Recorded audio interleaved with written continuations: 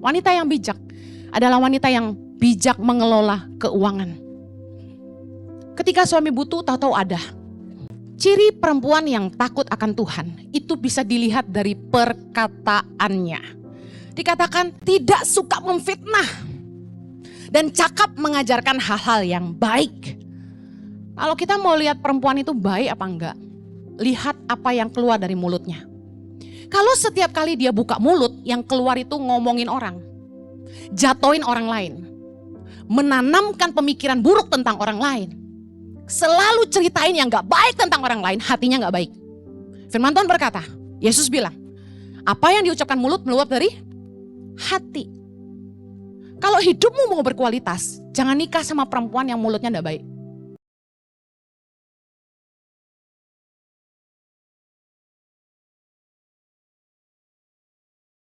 Ajari kami kebenaran firman-Mu dengan bahasa yang mudah dimengerti. Supaya kami ini mengerti apa yang kami harus lakukan dalam hidup kami. Roh Kudus mampukan hamba-Mu. Berikan pewahyuan, berikan hikmat, sertai kami. Dalam nama Yesus kami berdoa. Amen. Silakan duduk kembali. Puji nama Tuhan, apa kabar? Tuhan baik. Saya ingin khotbah tentang wanita atau istri yang baik. Kalau bicara soal jodoh, apa yang kamu cari? Istri atau pacar? Saya ingat ada pepatah bilang gini, kalau cari pacar, cari yang cantik. Tapi kalau cari istri, cari yang baik.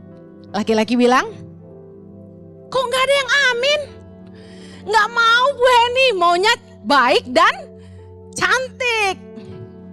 Tapi kalau suruh pilih, gak cantik-cantik banget tapi baik. Ada yang cantik tapi gak baik, pilih mana? Pilih yang baik, yang benar. Yang teriak baik paling kenceng itu yang saya tahu dia sukanya cewek cantik. Amsal 31 ayat 30. Baca sama-sama. Kemolekan adalah bohong. Kecantikan adalah sia-sia. Tetapi istri yang takut akan Tuhan dipuji-puji. Siapakah penulis Amsal? Raja Salomo. Raja Salomo punya istri berapa? 300. Katakan wow.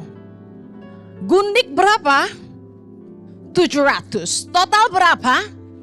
Ceceng 1000. Kira-kira pengalamannya banyak gak?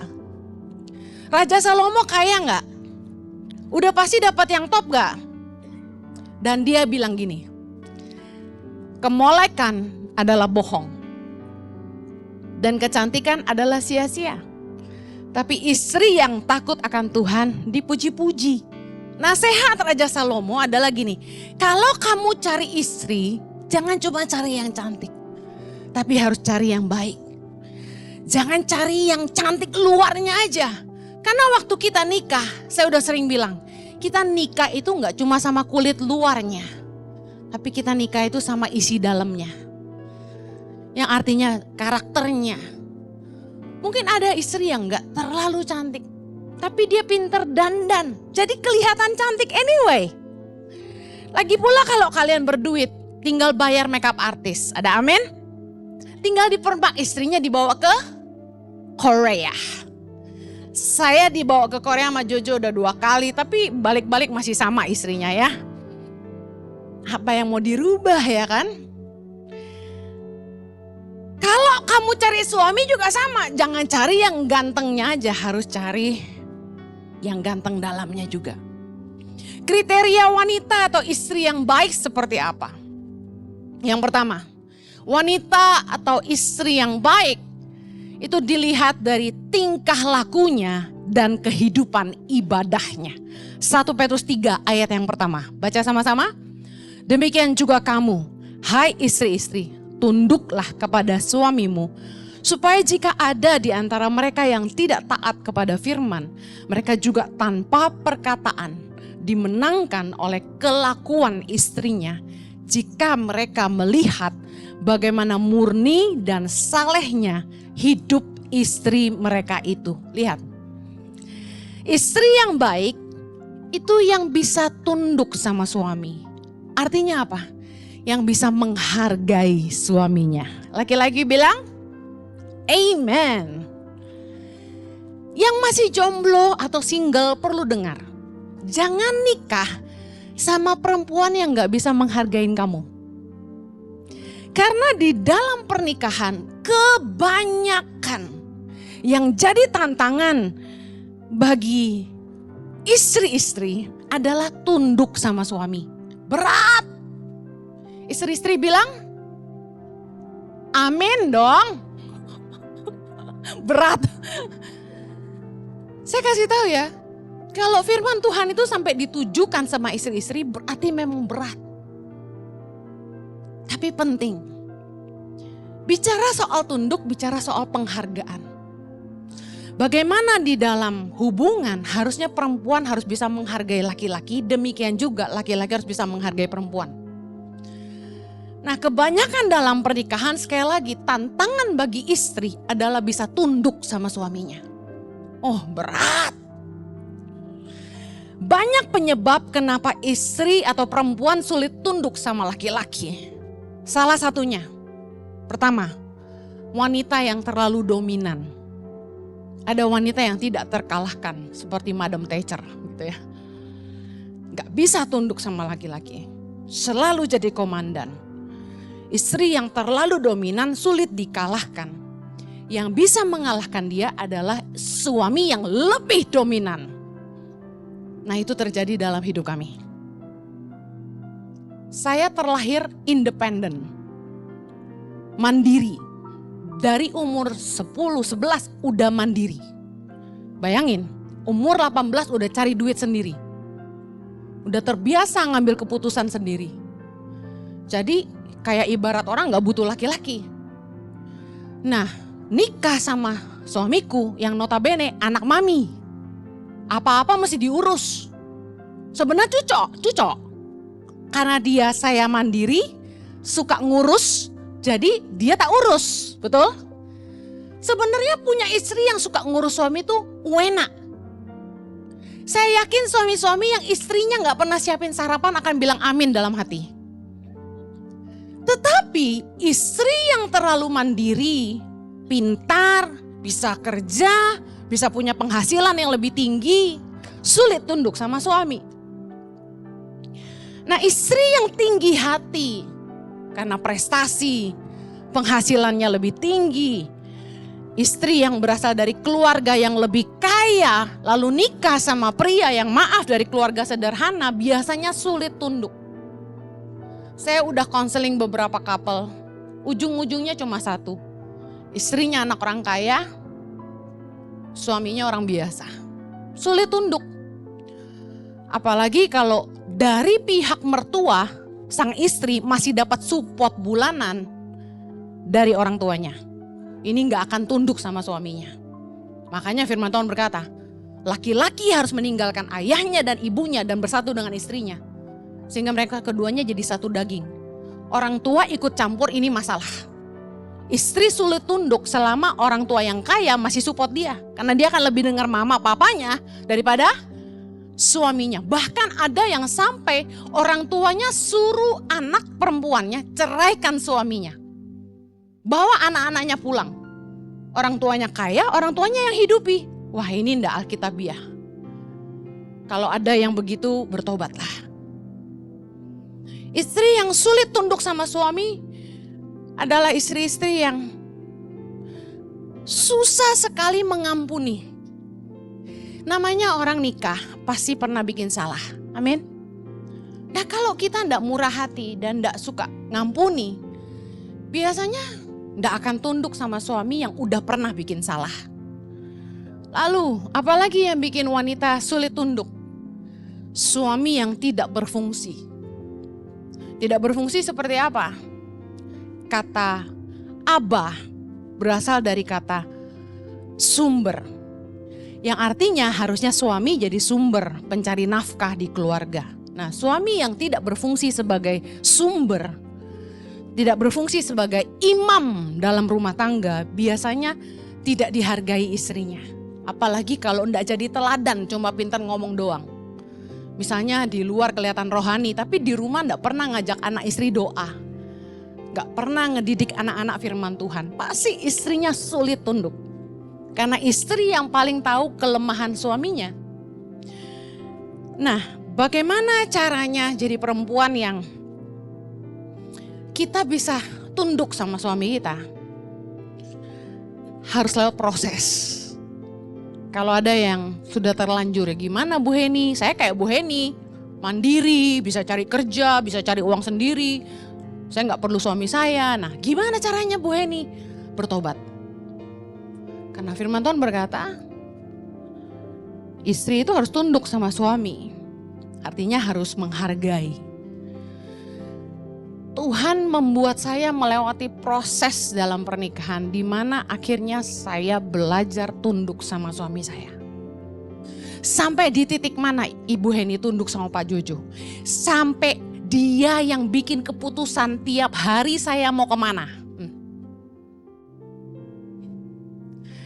Saya mau bangun tidur itu besok gitu ya. Atau hari ini. Saya ada jadwal sama siapa, itu yang nentuin suami saya. Tanya aja sama semua staf. Percuma ngomong sama saya. Pak Jojo bilang A baru A. Terus saya gak setuju nih. Gereja kok digini-giniin. Kantor kok begini-begini. Percuma. Karena istri tetap kalah. Pak Jojo yang menang. Jadi staf udah tahu. Percuma Ibu Heni ngomel-ngomel. Percuma kita dengar Pak Jojo aja. Karena tidak terkalahkan. Awalnya menjengkelkan. Awalnya ngeselin. Bener gak istri-istri yang senang suaminya tunduk? Kita kesel kalau punya suami yang gak nurut sama kita. Tetapi proses itu baik. Makanya akan bertengkar terus selama istri diproses Tuhan untuk tunduk. Meskipun kita lebih pintar sebagai perempuan. Meskipun kita bisa cari uang sendiri. Maaf kata, mungkin subscriber YouTube saya lebih banyak dari suami gitu kan. Bukan berarti saya tidak bisa menghargai suami saya. Jadi saya belajar lewat proses-proses hidup saya. Saya harus belajar menundukkan diri. Dan ada berkat-berkat yang Tuhan sediakan ketika saya belajar tunduk sama suami saya. Karena ternyata suami saya diberi Tuhan kekuatan yang namanya konsistensi. Saya orangnya kreatif, penuh ide, cepat, geraknya gesit, tapi gak konsisten. Bosenan, gak tahan kalau nungguin orang curhat gitu ya, duduk gitu. Bu Heni, saya ceritain ya dari zaman saya kecil ya. Hah? Gue udah langsung, hah? Dari kecil saya langsung lihat jam. Ini janji ketemu gue cuma sejam, ini mau ceritain dari kecil sampai jam berapa? Saya gak sabaran. Jadi kalau Pak Jojo tuh bisa, gitu. Jadi kalau saya, orang yang seperti saya pasti ngerti. Ide banyak, gerak cepet, tapi gak konsisten. Orang yang gak konsisten gak bangun apa-apa. Suami saya konsisten banget. Dia kalau ngerjain sesuatu tuh tiap pagi dia lakukan hal yang sama gitu loh. Dahsyat. Saya kalau suruh janji meeting sama staff tiap pagi jam 9, ora gelem aku. Bosan. Harus melakukan yang sama tiap hari. Saya orangnya variatif. Kardio aja nyalain YouTube ganti-ganti. Bosan gitu kalau gayanya gitu-gitu doang. Dia gini-gini, saya gayain yang beda. Suami saya bilang gini, kok kamu gak ngikutin dia? Iya gayanya lebay, gak buang lemak, saya goyang sendiri. Ngomong-ngomong saya kurusan gak? 6,5 kilo sudah habis guys, haleluya. Suami saya kurusnya lebih parah, mungkin udah turun 10 kilo kamu ya. Kalah aku, konsisten. The power of consistency, hasilnya lebih maksimal. Nah, ayo tunduk. Kamu akan ngalamin proses buat perempuan-perempuan yang sulit tunduk dan gak bisa menghargai suami. Gimana caranya kamu belajar tunduk? Hargai suamimu. Pasti ada kekuatan-kekuatan yang Tuhan tanam dalam hidup suamimu. Sehingga kamu bisa lihat itu mendatangkan kebaikan buat rumah tanggamu. Ini yang masih jomblo dan masih pacaran penting denger ini. Kalian pacaran, cowok tuh ngalah. Bukain pintu, lebay loh. Kawin mah gak ada gitu-gitu. Masih pacaran, sendok, garpu, piring dilapin, udah kawin, lap sendiri. Kalau kita masih pacaran tuh belum real. Kalau Anda sudah nikah, welcome to the real world. Tapi serius, belajar tunduk itu penting dari pacaran. Kalau kamu gak dihargai, jangan nikah sama wanita itu. Karena sulit membangun pernikahan tanpa istri bisa menghargai suami. Pasti berantem terus. Ada gak satu titik di mana saya merasa lebih baik dari suami saya? Adalah. Penuh dengan penghakiman saya kalau lihat dia tuh. Dulu. Tapi sejak saya belajar menghargai suami saya, menghargai kekuatannya, belajar tutup mulut, jangan selalu ngomong. Makanya saya ngalah, tiap kali dia meeting sama staff, saya tutup mulut. Gak setuju pun, gak ikut ngomong. Kalau staff protes ke saya, karena saya tuh hatinya lebih lemah, Pak Jojo lebih tegas. Kalau staff bilang, Bu, kok Bapak gini-gini? Udah ngomong sendiri. Saya belajar menghargai Jojo tuh butuh proses kerendahan hati. Tak boleh ngerasa lebih baik. Suami istri harus sama. Jangan ngerasa benar, jangan ngerasa lebih pinter gitu. Kalau mau rumah tangga sejahtera, harus saling menghargai. Amen. Yang kedua, wanita yang baik itu dilihat dari kemurnian dan kesalehannya atau kehidupan ibadahnya. Lihat, suami yang tidak beriman pun bisa bertobat karena kelihatan dari hidup istrinya yang saleh. Istri yang saleh itu seperti apa? Istri yang takut Tuhan. Saya kasih tahu ya, takut akan Tuhan itu bukan urusan seberapa sering orang ke gereja. Seberapa rajin orang pelayanan. Seberapa banyak ayat yang dia hafal. Itu gak menentukan. Orang yang takut akan Tuhan itu bisa dilihat dari cara hidupnya. Dari pertimbangan atau keputusan hatinya. Dari perkataan lidahnya. Kita belajar dari Titus 2 ayat yang ketiga dan 4 sama-sama. Demikian juga perempuan-perempuan yang tua.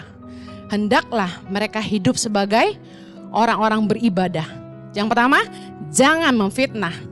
Jangan menjadi hamba anggur. Tetapi cakap mengajarkan hal-hal yang baik. Ayat 4.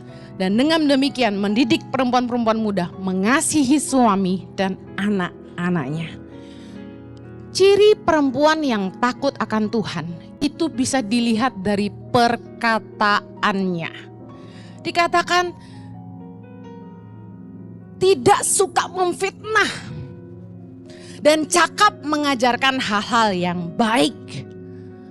Kalau kita mau lihat perempuan itu baik apa enggak, lihat apa yang keluar dari mulutnya. Kalau setiap kali dia buka mulut, yang keluar itu ngomongin orang, jatoin orang lain, menanamkan pemikiran buruk tentang orang lain, selalu ceritain yang gak baik tentang orang lain, hatinya gak baik. Firman Tuhan berkata, Yesus bilang, apa yang diucapkan mulut meluap dari hati. Kalau hidupmu mau berkualitas, jangan nikah sama perempuan yang mulutnya gak baik. Kenapa? Saya kasih tahu. Amsal 31 ayat 26. Perempuan yang baik itu membuka mulutnya dengan hikmat. Pengajaran yang lemah lembut ada di lidahnya.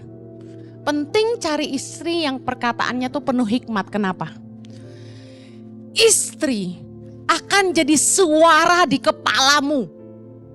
Coba lihat pembisik-pembisik laki-laki itu siapa?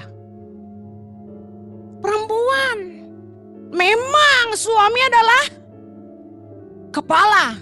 Istri, kalau leher sakit kepala bisa muter? Gak bisa. Kualitas hidupmu, kualitas pikiranmu tergantung dari siapa pembisikmu. Istri akan jadi suara di kepalamu dan ibu yang mendidik anak-anakmu. Kamu mau punya keturunan yang baik, istrimu haruslah jadi pendidik yang baik. Yang setuju katakan amin. Jangan cuma terpesona sama bodinya. Jangan terpesona aja sama wajahnya. Matanya belok, hidungnya mancung, bibirnya tipis, merah lagi, kayak delima katanya gitu. Tapi perhatikan yang keluar dari mulutnya yang indah itu apa? Karena kebanyakan orang perkataannya gak seindah bibirnya. Penting banget kalau kita mau lihat orang itu takut sama Tuhan atau enggak, dengerin omongannya. Capek loh punya istri yang ngomongannya selalu negatif. Karena firman Tuhan berkata, orang itu yang bisa patah semangatnya cuma gara-gara lidah. Saya pernah cerita tentang seorang suami yang bilang sama saya tentang mimpinya. Bu Heni, saya itu dari dulu pengen punya usaha kayak begini Bu Heni. Dengan semangat, kamu bisa lihat kalau orang tuh exciting tuh ngomongnya gimana ya. Tiba-tiba disamber kayak geledek sama istrinya. Halah, kamu mah gak bisa lah. Sukses gak suksesnya seorang laki-laki tergantung suara istrinya. Perempuan-perempuan yang pengen dapat jodoh cepat, ingat loh, persaingan ketat. Karena jumlah perempuan lebih banyak dari laki-laki.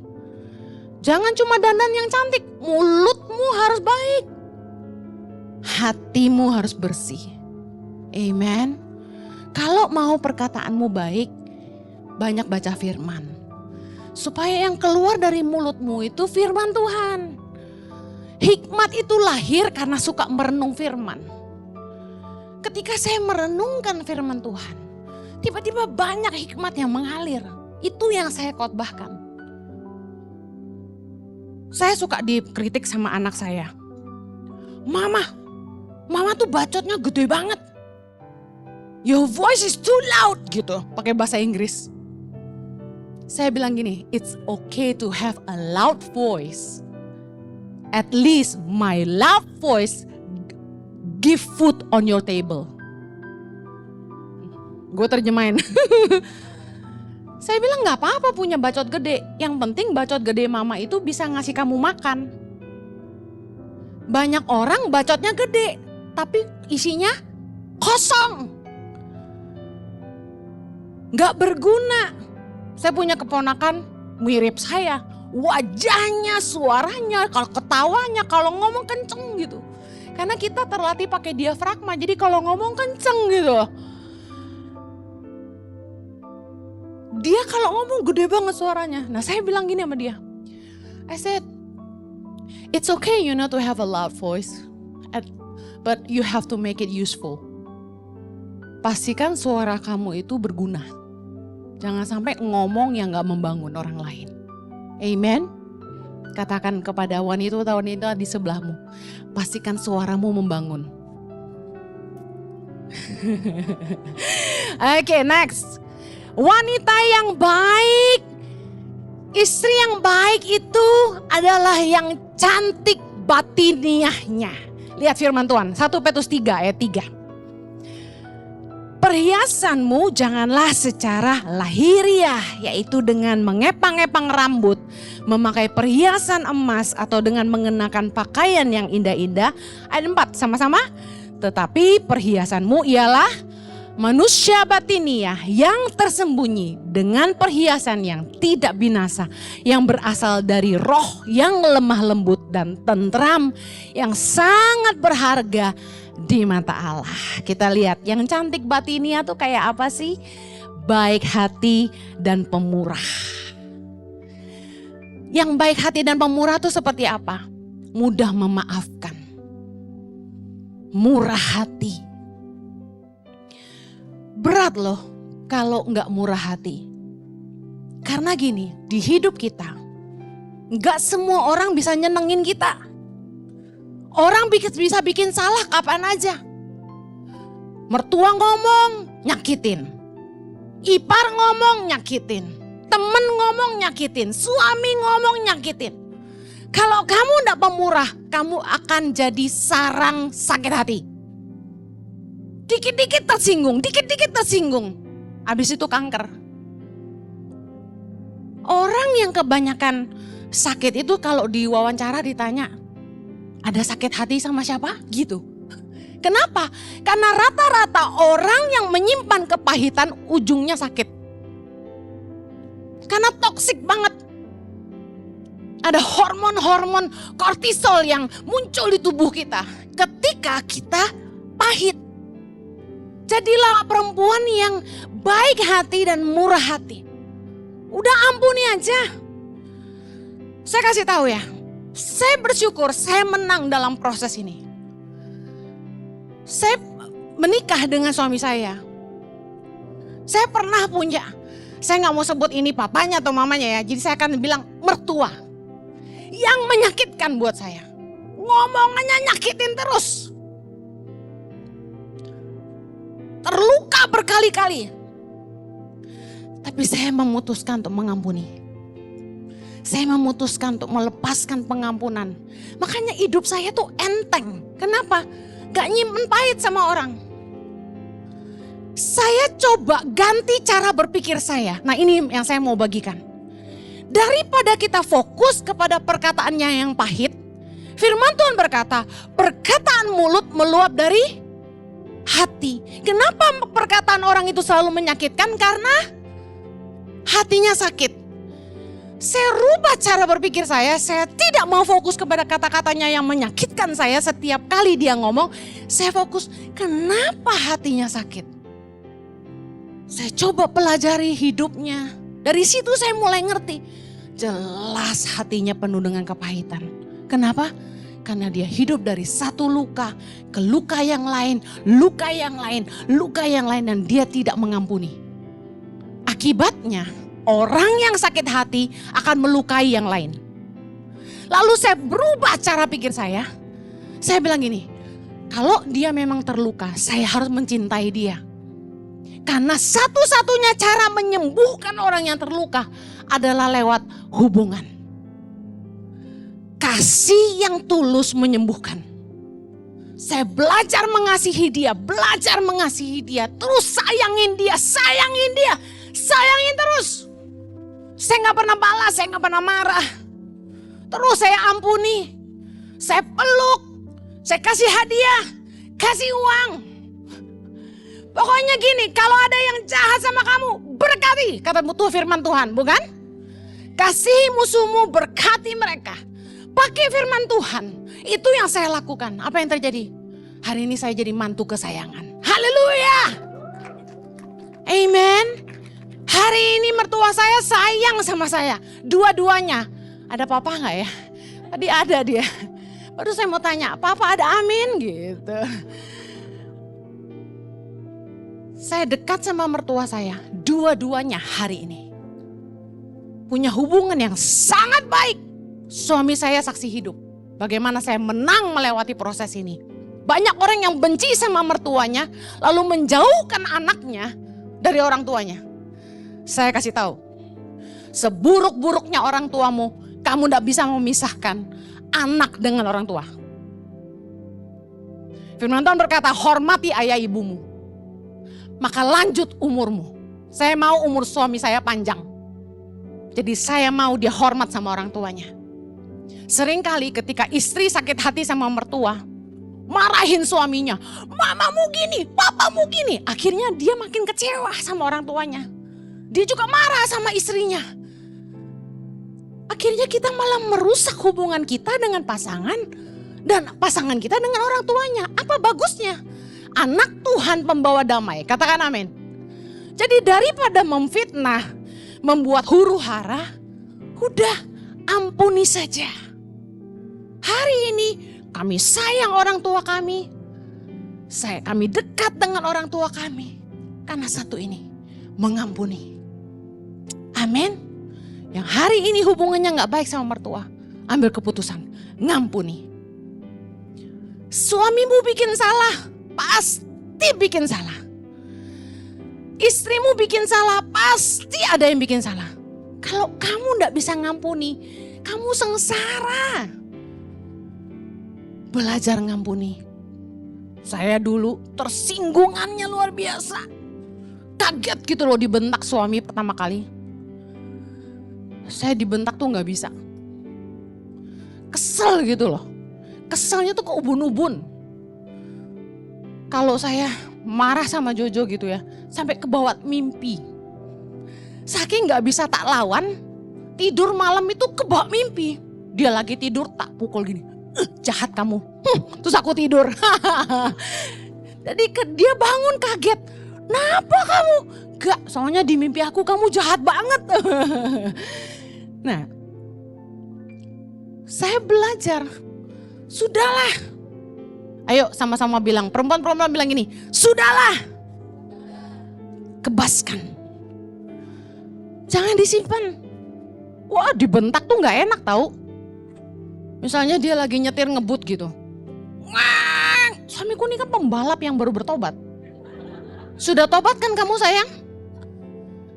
Dia ngebut gitu. Nah saya kan takut. Itu truk. Harusnya kita ngerem, betul? Jaga jarak aman. Ikuti peraturan lalu lintas. Kalau kuning itu hati-hati, buat Jojo lebih kencang lagi. Jadi waktu dia ngebut gak karu-karuan mendekati truk di depan. Saya tuh, Jo, saya pegang dashboard, kaki saya ngerem. Oh, Jo. Terus dulu Eksa masih kecil, saya pangku. Jo, kamu kacau ya. Ada anak kamu nih tidur di depan. Terus dia bilang gini, taruh di belakang, gitu. Kalau saya udah panik gitu di mobil, dia kan rese. Karena kan lagi nyetir konsentrasi kan. Dia bilang gini, diam kamu. Waduh, sakit hatiku. Sakitnya itu dari atas sampai ke bawah. Sakit. Lama-lama menter. Saya belajar, udahlah. Cowok emang gitu. Kadang-kadang suka kelepasan. Kayak kita gitu loh. Kalau kita lagi hormon terganggu. Paham kan? Kita juga emosian, ada amin wanita-wanita? Nah suami itu kan sabar waktu kita lagi emosi tingkat tinggi. Iya kan? Kamu lagi datang tahunan gitu kan? Nah, nah kita juga sama, udahlah. Emang hormonnya lagi terganggu. Makanya bentak-bentak istri. Untung sekarang sudah ndak ada ya. Sudah tak doain roh yang lemah lembut dalam nama Yesus. Roh yang lemah lembut dan tentram kata firman Tuhan. Apakah roh yang lemah lembut? Roh yang rendah hati. Yang mau ditegur. Kalau dikasih tahu tuh mau berubah.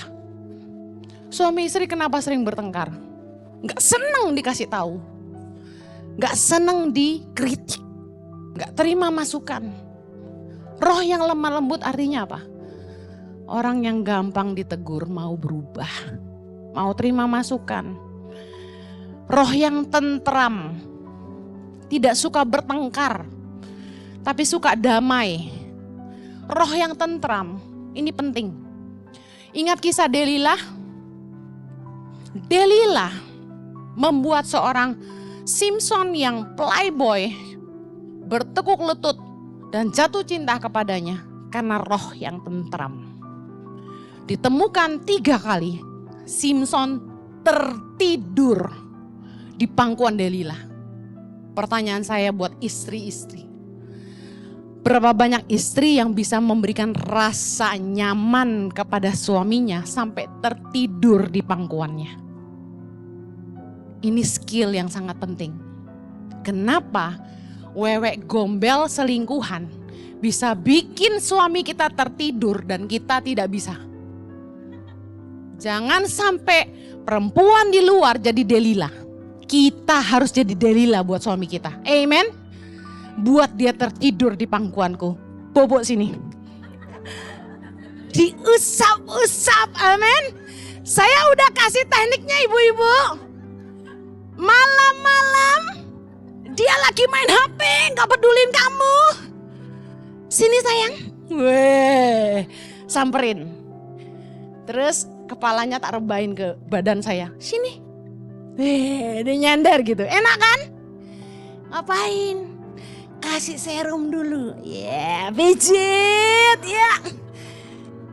Udah. Belum. Ambil lagi. Digosok matanya. Ini loh yang kerut-kerut biar tambah ganteng. Ya. Pijit. Enak kan dia? Terus tak tepok gini. Udah tak urusin, awas dipegang orang.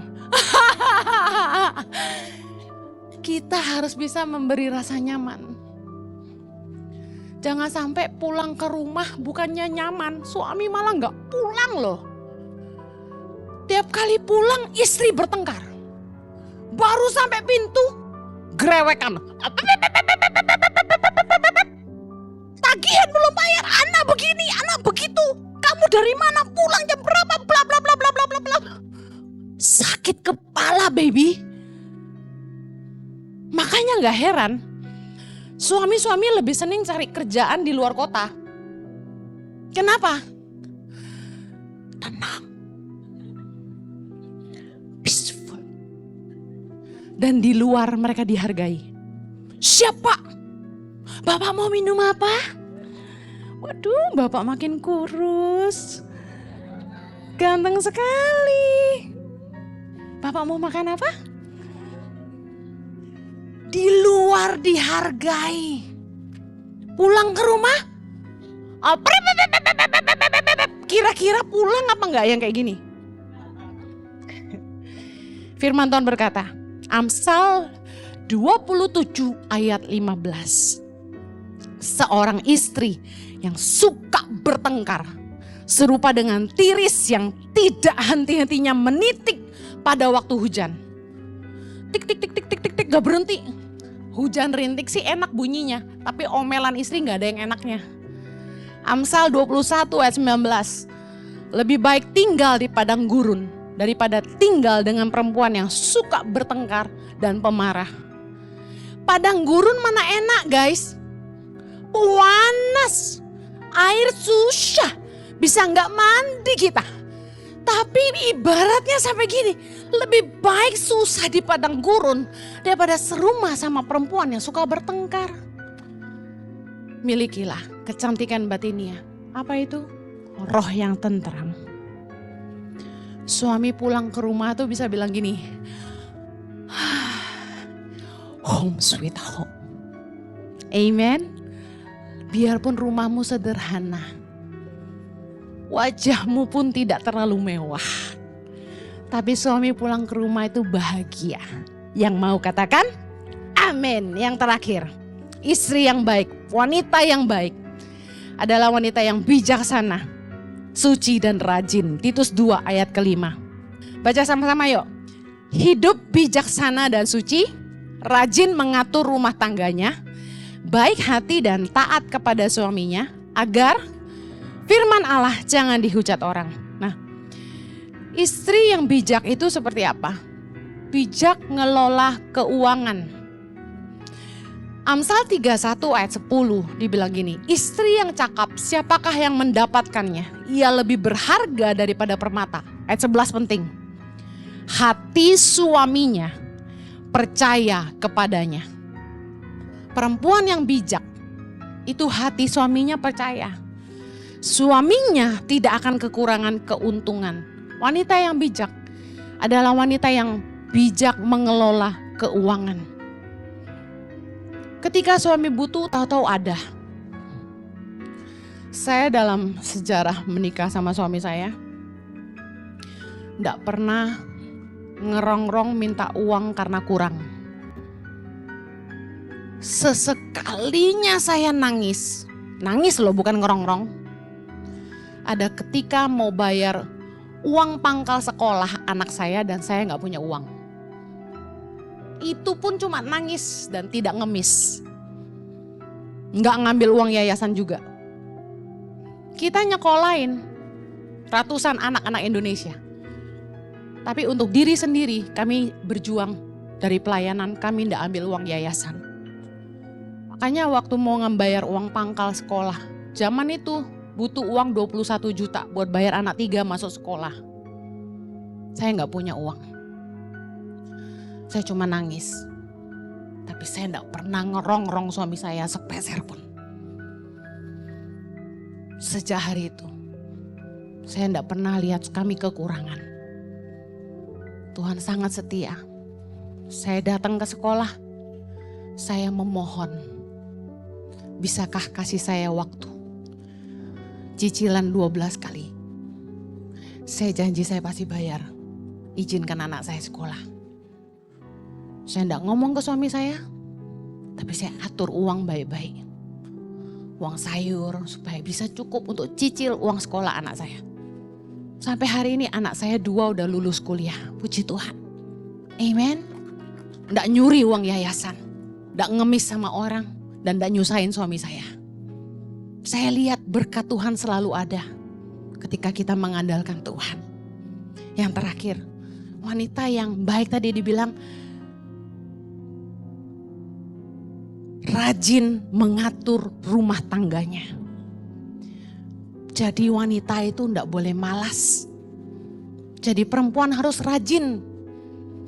Perempuan yang rajin itu penolong buat suaminya. Katakan amin. Perempuan yang malas merongrong suaminya. Gak ada alasan gak bisa kerja. Istri harus bisa bantu suami ketika susah. Anda tidak perlu tinggalin anak-anak. Kalau Anda berdoa dan minta hikmat sama Tuhan. Dan lihat kemampuanmu bisa apa. Tuhan itu bisa pakai banyak cara memberkati kita. Amin. Anda bisa tinggal lempar-lempar barang orang online. Jualan di IG, di Facebook. Kamu tidak perlu modal. Kamu kontak temenmu, aku boleh jual barangmu dapat komisi aja? Bisa, kakak ipar saya lakukan itu. Cuma makan komisi, bisa. Uang suami tidak cukup, istri bisa bikin kue, jualan. Salah satu leader ICI di masa pandemi, suaminya tidak menghasilkan sama sekali. Istrinya jadi penyelamat jualan kue untuk menghidupi suami dan anak 2. Bayangin, perempuan-perempuan hebat. Asalkan kita rajin mengatur rumah tangga. Jangan malas. Bu ini enggak ngurus rumah, Bu ini pelayanan terus. Siapa bilang? Saya ngurus rumah tangga saya. Sampai gereja, sampai yayasan semua tak urus. Amsal 31 ayat 13 bilang gini. Ia mencari bulu domba dan rami. Dan senang bekerja dengan tangannya. Ia serupa kapal-kapal saudagar dari jauh mendatangkan makanannya.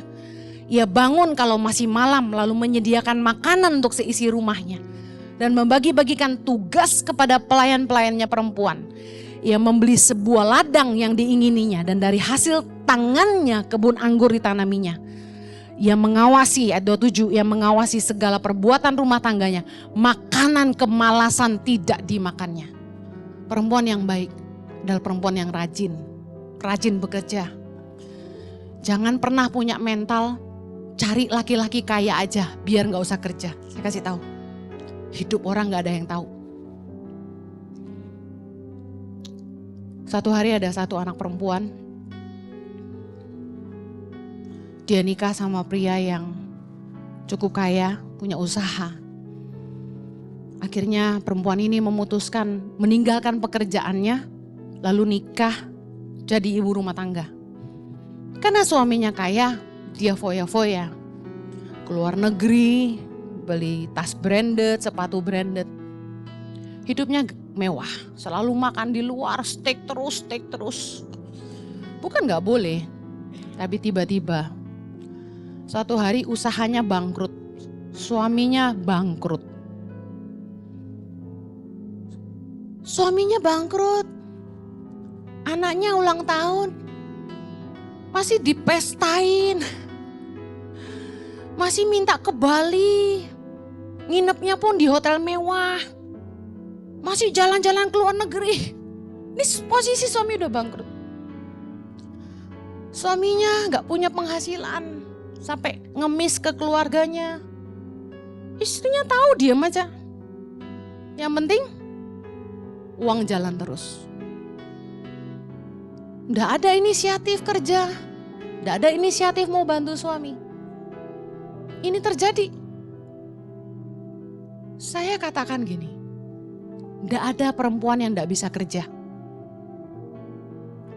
Perempuan yang baik itu akan jadi penolong buat suaminya di saat susah.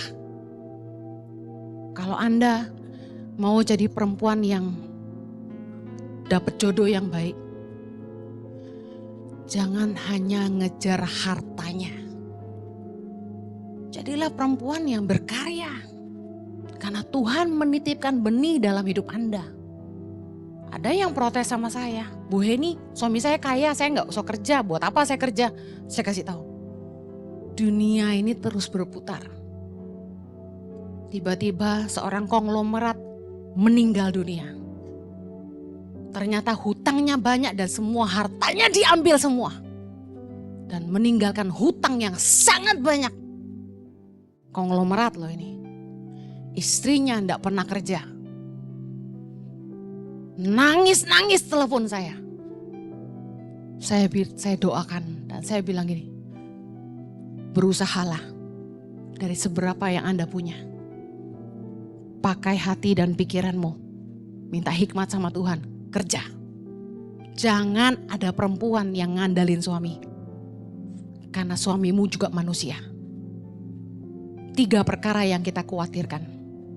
Kalau bangkrut, kalau sakit, kalau mati. Jangan sampai ndak punya minyak. Bicara soal cadangan di rumah. Mumpung suamimu kaya, jangan foya-foya. Investasikan uang yang suamimu kasih. Daripada kamu beli tas mahal terus, sepatu mahal terus. Beli properti, disewain. Bangun kos-kosan. Beli batang emas mulia. Masih ada harganya. Jangan ngafe mulu, makan enak terus. Beli tas branded. Buat apa? Semuanya gak berguna. Di hari kamu butuh uang, kamu akan merasakan semua yang kamu belanjakan itu sia-sia. Yuk jadi wanita yang baik. Jangan dipimpin oleh brand. Jadilah wanita yang berhikmat. Amen. Rajin mengatur rumah tangganya. Mari kita berdoa. Bapa di sorga, berdoa untuk setiap wanita-wanita Allah di tempat ini. Baik mereka yang mengikuti ibadah ini secara online. Taruh hikmat dalam hati mereka. Supaya mereka jadi wanita yang baik hati, murah hati. Jadi wanita yang menghargai suaminya. Jadi wanita yang kuat. Wanita yang hebat Tuhan. Mengelola keuangannya. Berdoa mereka punya roh yang lemah lembut yang mau ditegur. Berdoa Tuhan, mereka jadi wanita-wanita yang rajin. Terima kasih Tuhan. Berdoa agar setiap kami bisa lahir jadi wanita-wanita Allah yang luar biasa. Yang boleh dipakai Tuhan. Dan jadi berkat bagi sesama. Di dalam nama Yesus kami berdoa. Amen. Yang diberkati Tuhan sama-sama katakan. See you next week. God bless you. Saya percaya saudara terberkati melalui firman Tuhan yang dibagikan. Jangan lupa untuk direnungkan dan juga diaplikasikan dalam kehidupan kita sehari-hari. Sehingga kita boleh menjadi berkat dimanapun kita berada. Kami mengucapkan banyak terima kasih kepada Bapak Ibu Saudara sekalian yang terus menabur untuk Yayasan Tangan Pengharapan dan juga Impact Community Indonesia. Kami percaya setiap taburan Bapak dan Ibu sekalian tidak akan kembali dengan sia-sia, tapi yakini bahwa setiap taburan Bapak dan Ibu sekalian akan memperluas kerajaan Allah dan nama Tuhan semakin didengar di seluruh muka bumi. Sekali terima kasih untuk setiap taburannya. Positive People, Anda bisa mendapatkan koleksi terbaru dari Positive by YTP, Change for the Better. Dapatkan segera karena seperti yang Anda ketahui setiap keuntungan dari penjualan t-shirt ini akan digunakan untuk makanan dan juga pendidikan gratis bagi anak-anak pedalaman Tangan Pengharapan. Seperti kita ketahui bersama, you buy means you donate. Untuk informasi lebih lanjut Anda bisa menghubungi call center merchandise Tangan Pengharapan di 0813 1100 5568 by WhatsApp. Bagi Anda yang ingin melakukan pembelian secara online, Anda bisa melakukan pembelian di Shopee dan Tokopedia dengan kata kunci pencarian Tangan Pengharapan. Dan untuk teman-teman yang berada di daerah Jakarta serta sekitarnya, Anda bisa datang langsung ke store merchandise Tangan Pengharapan yang berlokasi di Mall of Indonesia, lantai parkiran P3. Untuk kata pencarian di Google, Anda bisa mencari dengan kata kunci Gereja Impact Community Indonesia. Mari bergabung dalam ibadah live streaming hari Minggu 5 Mei jam 10 pagi waktu Indonesia bagian Barat. Mari terus ikuti ibadah online Impact Community Indonesia. Ada ibadah Friday Service setiap hari Jumat jam 7 malam waktu Indonesia bagian Barat. Dan juga ada ibadah Saturday Service setiap hari Sabtu jam 7 malam waktu Indonesia bagian Barat. Serta ibadah Minggu setiap jam 10 pagi waktu Indonesia bagian Barat di YouTube Impact Community Indonesia dan juga Henny Kristianus. Ibadah onsite Gereja Impact Community Indonesia setiap hari Minggunya ada di jam 8 pagi, jam 10 pagi, jam 12 siang, jam 3 sore dan juga jam 5 sore. Setiap ibadah disertai dengan ibadah anak dan juga remaja. Bagi Anda yang berjiwa muda, kami mengajak Anda untuk hadir bersama-sama dalam ibadah Impact Youth setiap hari Sabtu jam 5 sore waktu Indonesia bagian Barat secara online di YouTube Impact Community Indonesia, dan Anda juga bisa datang secara onsite setiap hari Minggu jam 5 sore waktu Indonesia bagian Barat di Mall of Indonesia, lantai parkiran P3 Kelapa Gading. Ibadah Gereja Impact Community Indonesia tidak sekedar ibadah di hari Minggu saja. Kami punya ibadah kelompok sel yang kami beri nama dengan Impact Family. Impact Family ini dilakukan secara Zoom maupun secara onsite bagi Anda yang berlokasi di daerah Jakarta, Bandung, Surabaya dan juga Semarang.